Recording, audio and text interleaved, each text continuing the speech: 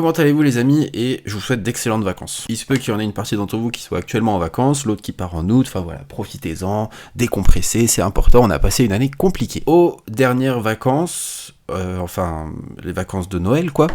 Oui, je n'ai pas beaucoup de vacances, personnellement, mais c'est un choix. Bref, aux vacances de Noël, j'avais sorti une vidéo pour changer un peu d'habitude en vous racontant 3 histoires immobilières qui s'étaient passées un peu partout dans le monde, histoire de changer un petit peu des vidéos d'habitude. Et c'est ce qu'on va faire aujourd'hui, puisque je vous raconte 3 nouvelles histoires liées à l'immobilier qui se sont passées cette année, figure-toi. Allez, on commence tout de suite.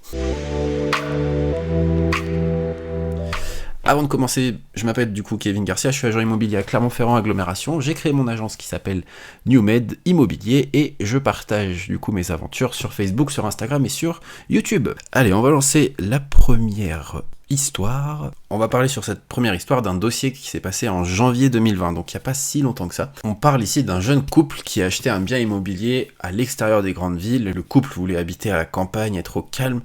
Et ils ont trouvé leur maison, du coup, dans un milieu rural. Sauf que, qui dit milieu rural dit, ce qu'il y a avec, à savoir les poules. Moi-même, j'ai des poules. Hein. Bref, le couple s'installe, du coup, dans cette charmante petite ville, et se rend compte que dans le village voisin, il y a un élevage de poules. Sauf que, l'élevage de poules génère des nuisances sonores et aussi des nuisances olfactives.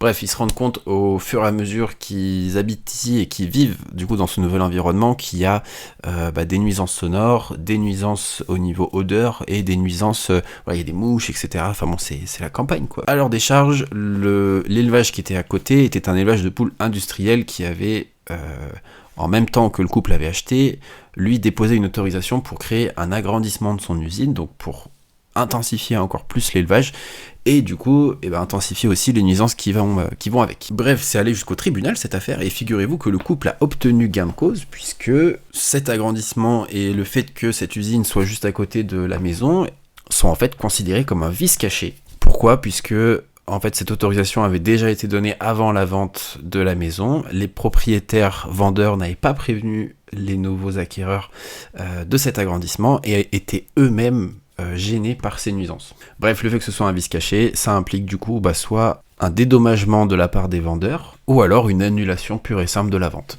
Bref, tout ça pour dire, quand vous achetez un bien immobilier un petit peu à l'extérieur, dans une zone que vous ne connaissez pas, renseignez-vous aussi sur ce qu'il y a autour, c'est intéressant et c'est important pour éviter d'être lésé au moment où vous intégrez vraiment les lieux, voilà.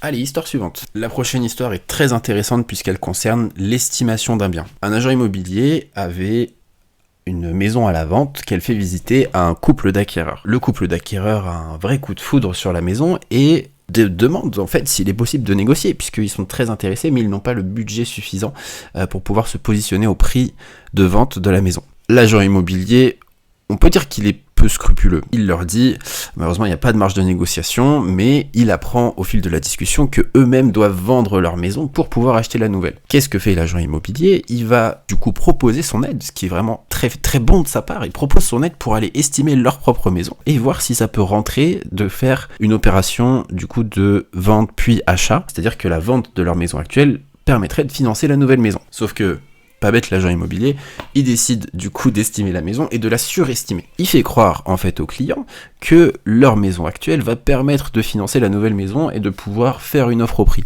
Les acquéreurs et du coup propriétaires de la maison lui font confiance, ce qui est normal, c'est un professionnel de l'immobilier. Ils font du coup l'offre et mettent en place un pré-relais, donc c'est-à-dire qu'ils vont acheter la nouvelle maison en mettant en gage l'ancienne maison pour pouvoir avoir 2 prêts simultanés, mais par contre, la contrepartie, c'est qu'il faut vendre l'ancienne maison dans les 24 mois. 12 mois reconductibles, 12 mois. Du coup, qu'est-ce que font les propriétaires nouvellement acquéreurs de cette maison ? Ils font confiance à l'agent immobilier pour vendre leur propre maison, sauf que la maison est complètement surestimée, mais de beaucoup, au moins 30 000 €, et elle ne se vend pas pendant 25 mois, ok ?